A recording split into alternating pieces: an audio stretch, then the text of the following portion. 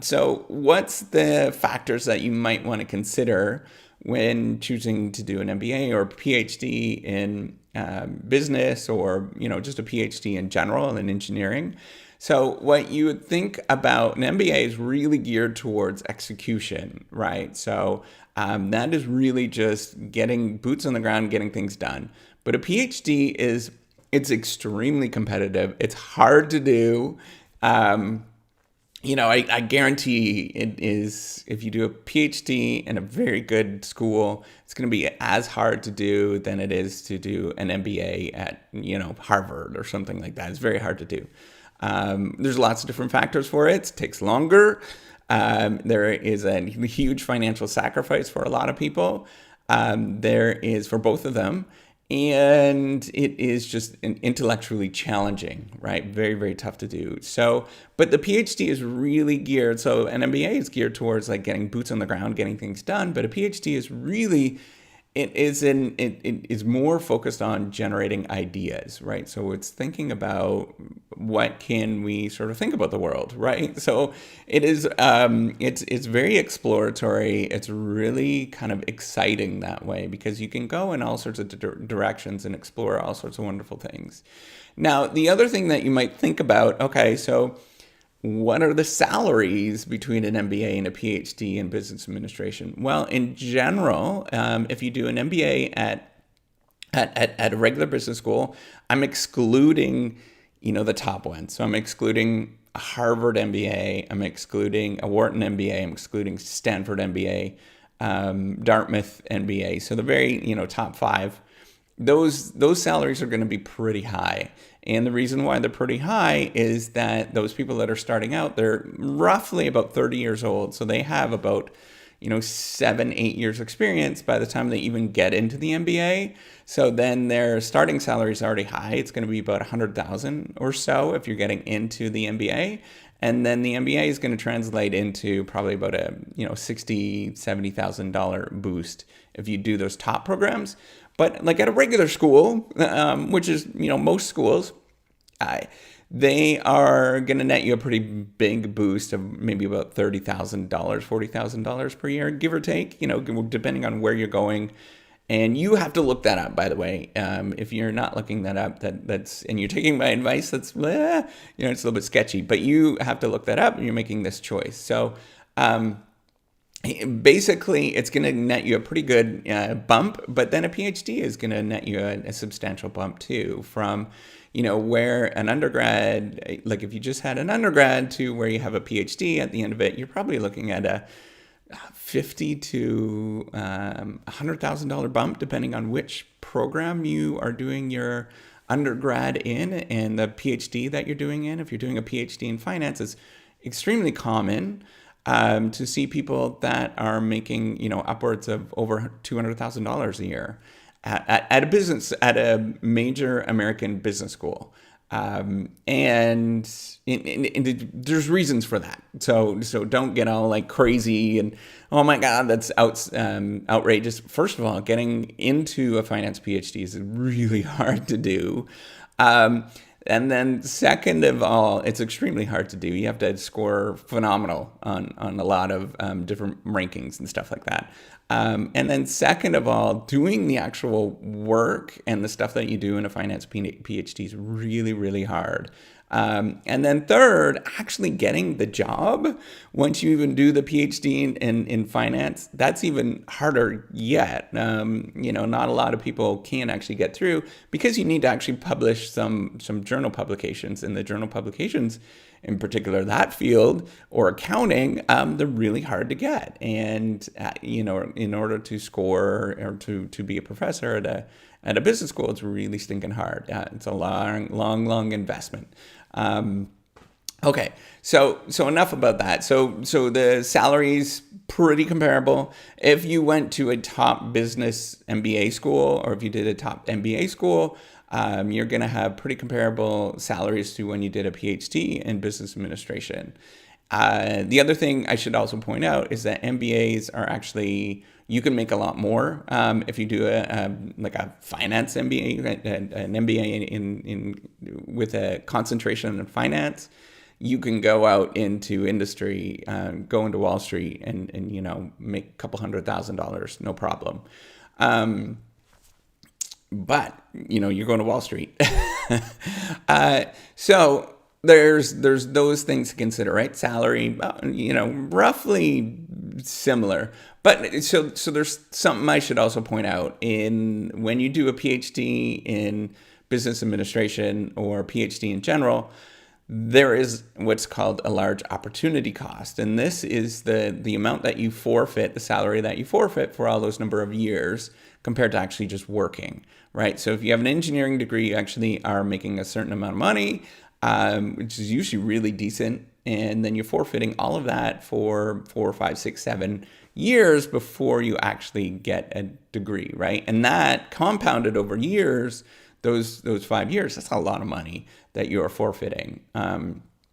You're probably looking at $300,000-$400,000 if you compound that over the series of years, which is a lot of money, right? Like that's a lot of money that you have to recoup. I did my own personal financial calculation with what I did, and I'm going to recoup what I lost. The sort of opportunity cost is going to be when I'm in my 50s. So that's a long ways away, right? But so there is this longer time horizon. You're going to recoup your return on investment much more quicker with an MBA than you are with a PhD in business administration, right? So that's one thing to also consider. The other thing that you should consider is, what you can't underestimate is the fact that you are going to explore and be doing things that are fundamentally interested to you when you do a PhD. An MBA, again, it's boots on the ground, getting things done, so which means you're executing for somebody else a lot of the times. But with a PhD, you have freedom to do and explore things that you can just do and explore, right? Like you have a lot more freedom to just kind of go out and I'm gonna explore bacteria.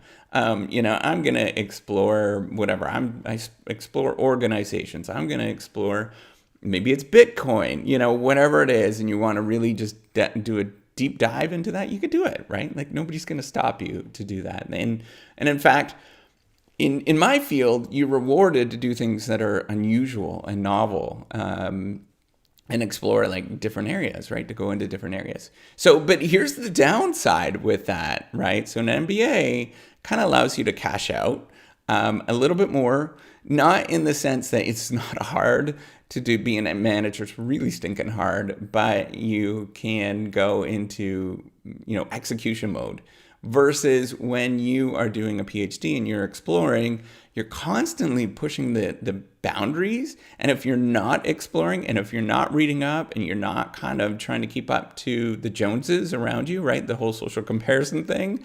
If you're not doing that, then, in 5 years, you're just not part of the game anymore. So you have to really be on the ball all the time and reading all the latest literature, seeing what other people are doing, really trying to be involved so that you're constantly on the move if you're doing the research in that particular area, right? So you're always on the cusp of where the cutting edge is. And it's exhausting.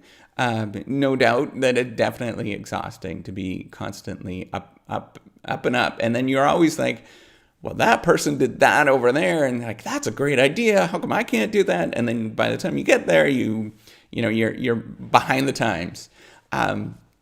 So that's enough about that. The other thing that you should understand is don't undersell yourself, right? So an engineering degree is actually really valuable. It's really valuable to an MBA program and people that are interested in sort of the management side. I've got a bunch of friends, again, that have done MBA after they did an engineering degree, and they've all prospered. They've done very well with that particular combination. Same with a law degree after. A couple of acquaintances and stuff that went and did that very well as well. It's not going to hurt you in any sort of way to do that. It kind of gives you a bump up.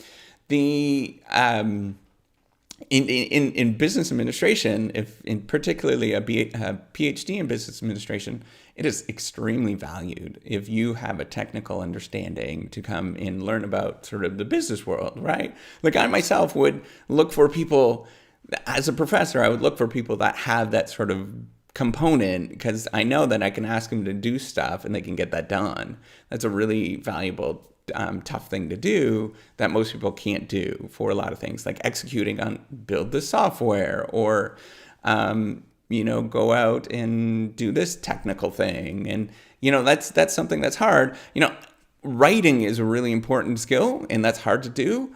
But then the sort of technical side is really hard to do too. So you have to think about that. You're going to be valued in either one of those.